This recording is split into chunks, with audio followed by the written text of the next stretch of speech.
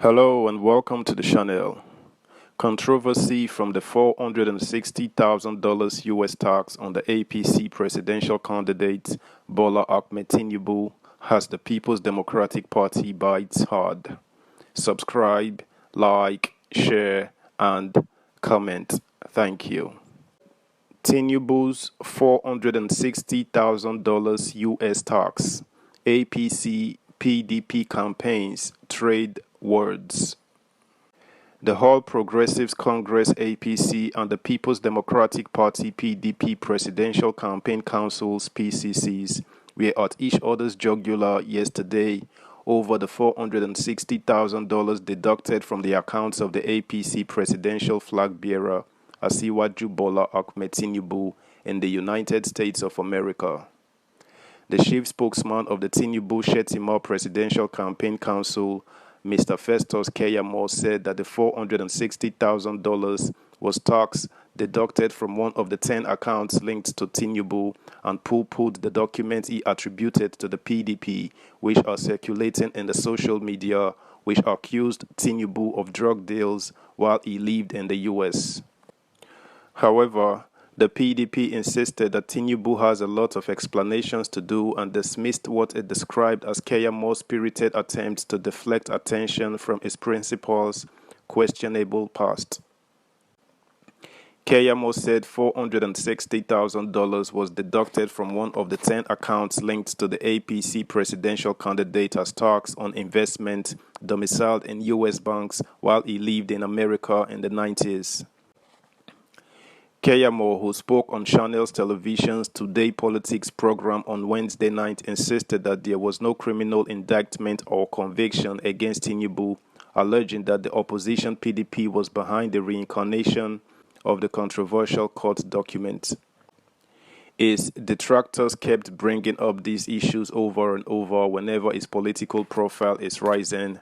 Whenever he wants to run for office or any political turn in his life, they will bring up these issues, Keyamo said. The date on the papers flying up and down, the date of certification is 2022, so they are using this to confuse people that these are fresh papers. If documents are 40 years old or 100 years old, once you go to court and apply for certified true copies of those documents, they will give you those documents, but they will stamp the day they are giving you those documents.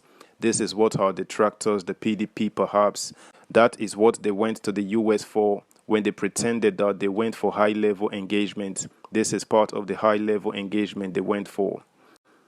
Keyamo also said although 10 accounts were linked to Tinubu by United States authorities in the early 90s, $460,000 were deducted from one of the accounts as tax on investments domiciled in U.S. banks. He was reacting to the controversy surrounding a document recently released by the U.S. District Court for the Northern District of Illinois, said to have investigated Tinubu's alleged involvement in narcotics and money laundering about 30 years ago. The matter, which ended in a settlement, led to Tinubu's forfeiture of $460,000 in one of the accounts linked to the former governor of Lagos State. Keyamo said Tinubu took responsibility for all the 10 accounts because some were also traced to his mother and relatives. He also said Tinubu was roped into the drug trafficking case of two Nigerians who once stayed in separate flats in the same building where the ex-governor stayed at a time in the U.S. He, Asiwaju, went to open an account. The address by which he opened the account was already used by these people investigated for narcotics, he said. Subscribe, like, share, comment, and please turn the notification bell on. Thank you. Keyamo further stated that Tinubu was an employee of Mobil Oil and not a treasurer of a drug cartel. He explained that Tinubu deposited some funds in bank accounts in the U.S. as investments and got returns on those investments. The spokesman said the banks were supposed to deduct taxes from the investments, but they did not, and this was not a deliberate act on the part of Tinubu. The deposits he made there in the banks are what bankers called investments. He kept the money there and he was getting interest. The United States government said he had not paid tax on those interests, that is all. And guess what? The banks are supposed to deduct the tax from source. Out of the 10 accounts, it was only one account, the one in Heritage Bank, that they took $460,000 as tax on interest that he benefited on the investment he made in those accounts. In fact, all the money in Heritage Bank was not taken. They took only $460,000 as tax, said Keyamo, who is also the Minister of State, Labor and Employment.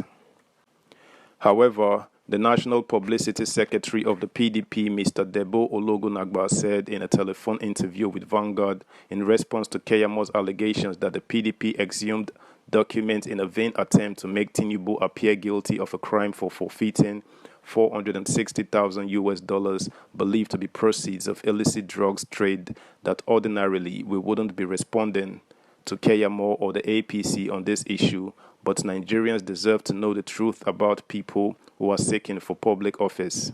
In this case, not just public office, but also the highest office in the land.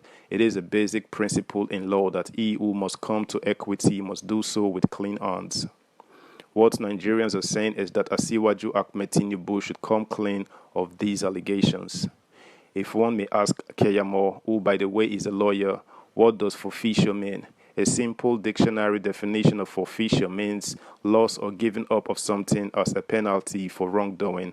Simply put, you don't forfeit if no offense was committed. Tinubu and the APC should stop trying to make the PDP a scapegoat. They should speak on the issues. I am glad Keyamo did not say PDP manufactured the documents. He said the documents were exhumed, which means they exist. Nigerians deserve answers, and we hope the APC and its presidential candidates are ready with the answers, because these issues will not simply disappear.